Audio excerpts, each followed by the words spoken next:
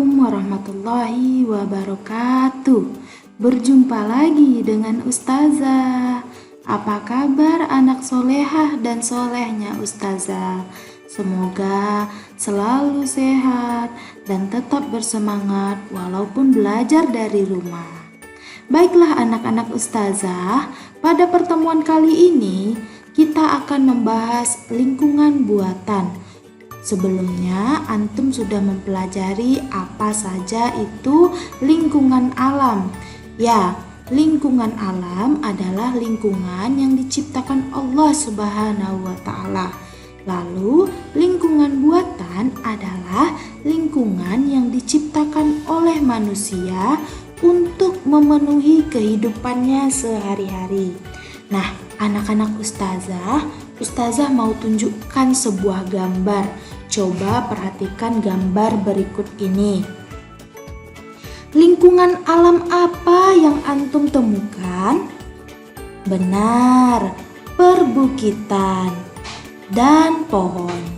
Sekarang perhatikan sekali lagi. Apa yang antum lihat? Tepat sekali, sebuah ruas jalan dan jembatan yang unik. Ruas jalan tersebut berkelok, meliuk, melintasi bukit barisan, memiliki tikungan yang tajam, dan perbatasan dengan jurang. Nah, antum pasti tahu atau sudah pernah melewati jalan ini. Iya, ini adalah jembatan Kelok Sembilan. Ya, anak-anak Ustazah, di sekitar jalan tersebut juga dibangun jembatan layang dengan panjang 2,5 km. Jembatan ini meliuk-liuk menyusuri bukit terjal. Dari udara, jembatan yang berkelok ini mirip angka 9. Nah, karena itulah jembatan ini terkenal dengan nama Kelok 9. Pembangunan jembatan bertujuan untuk memperlancar arus lalu lintas kendaraan yang mengangkut orang, hasil pertanian, perkebunan dari Bukit Tinggi ke arah Pekanbaru atau tempat lainnya. Anak-anak Ustazah yang soleh dan solehah, jalan atau jembatan tersebut sengaja dibuat oleh manusia dengan maksud tertentu. Karena itulah, maka lingkungan seperti itu disebut lingkungan buatan, yaitu segala sesuatu yang dibuat oleh manusia dan bertujuan untuk memenuhi kebutuhan hidup manusia. Selain jalan dan jembatan, masih banyak lagi contoh lingkungan buatan lainnya. Kita bahas satu persatu yuk. Yang pertama adalah pemukiman. Pemukiman adalah rumah-rumah yang ditempati oleh manusia. Ya, manusia membuat rumah berdekatan dan itu disebut pemukiman. Selanjutnya, lingkungan buatan ini adalah waduk. Perhatikan gambar ini. Waduk atau bendungan adalah bangunan yang dibuat untuk menampung air menjadi danau. Ya, waduk adalah tempat yang digunakan untuk menampung kelebihan air di saat musim hujan dan untuk dimanfaatkan pada musim kemarau. Ya, waduk disebut juga danau buatan, yaitu kolam penyimpan air. Sumber air waduk terutama yaitu dari aliran sungai dan air hujan. Bendungan memiliki bagian yang disebut dengan pintu air. Ya, antum bisa lihat di sini ya nak ya, pintu airnya. Pintu air yang digunakan untuk mengalirkan air yang tidak diperlukan secara bertahap. Bendungan dan waduk berfungsi sebagai pembangkit listrik, penstabil aliran air atau irigasi, pengendali banjir, budidaya ikan air tawar, dan juga untuk olahraga dayung dan ski air, dan masih banyak lagi manfaat dari bendungan dan waduk ini. Luar biasa ya. Ini adalah ciptaan manusia atau buatan manusia. Nah, lingkungan buatan lainnya berikut ini adalah tambak. Tambak adalah kolam buatan yang biasanya diisi dengan air payau. Air payau adalah campuran air tawar dengan air laut. Ada juga tambak yang menggunakan air laut. Tambak umumnya ada di daerah pantai. Tambak digunakan untuk budidaya hewan air seperti ikan bandeng, ikan nila, udang, kerang, dan kepiting bakau. Selanjutnya, lahan perkebunan.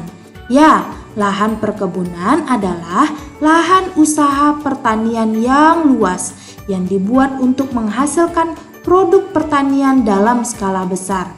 Hasil perkebunan umumnya untuk dipasarkan ke tempat yang lebih jauh, bukan untuk konsumsi masyarakat lokal saja.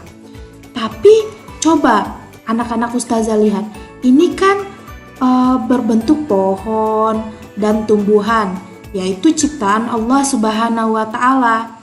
Ya, ini memang ciptaan Allah Subhanahu wa Ta'ala. Namun manusia mengelolanya dan membudidayakannya sehingga tumbuhan tersebut bisa didapatkan dengan mudah karena dibentuk tempatnya oleh manusia. Di dataran tinggi, lahan perkebunan biasanya ditanami seperti teh, kopi, dan tembakau. Sedangkan di dataran rendahnya ditanami karet, kapas, tebu, kelapa sawit, dan coklat. Biasanya perkebunan besar cenderung fokus pada komoditas untuk diekspor, yaitu minyak sawit dan karet. Untuk diekspor artinya dikirim ke luar negara Indonesia. Sedangkan untuk lokalnya biasanya manusia lebih memfokuskan untuk menanam beras, kedelai, jagung, buah-buahan, dan sayuran.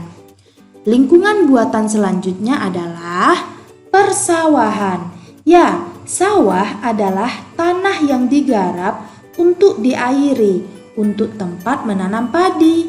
Pada lahan miring, sawah dibuat berteras seperti yang anak ustazah lihat di gambar. Sawah dibuat berteras atau berundak-undak untuk menghindari erosi dan menahan air.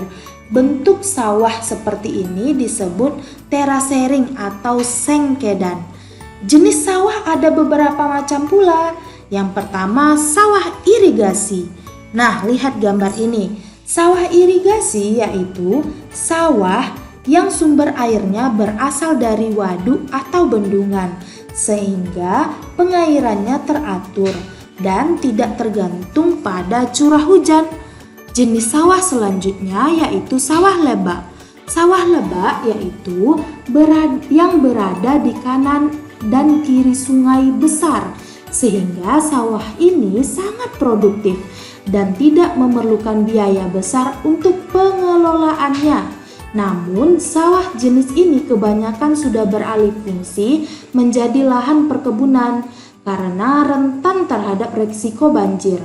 Pembuatan irigasi yang baik bisa menghindarkan risiko dari banjir tersebut. Selanjutnya, sawah tada hujan.